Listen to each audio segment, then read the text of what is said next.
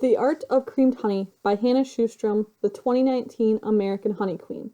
To begin, the equipment I will use is a spoon, a rubber scraper, a pie plate, a potato smasher, a stainless steel mixer, which is a drill attachment, and 1 pound of creamed honey to 12 pounds of liquid honey. Take the spoon and rubber scraper to get all of the creamed honey out of the container into the pie plate. Next, use the potato smasher to smash the creamed honey until there are no lumps or chunks.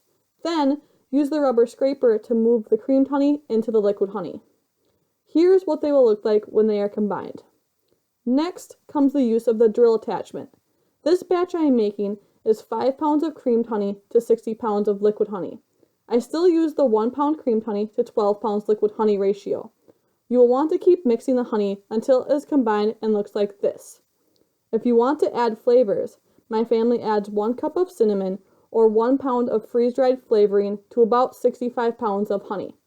It's best to mix the creamed and liquid honey together first before adding the flavoring. I use a pail with a spout on it like this for bottling.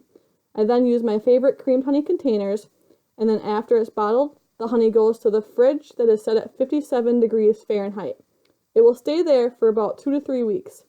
After that time, the creamed honey will be solid, look like this, and have the consistency of a thick peanut butter.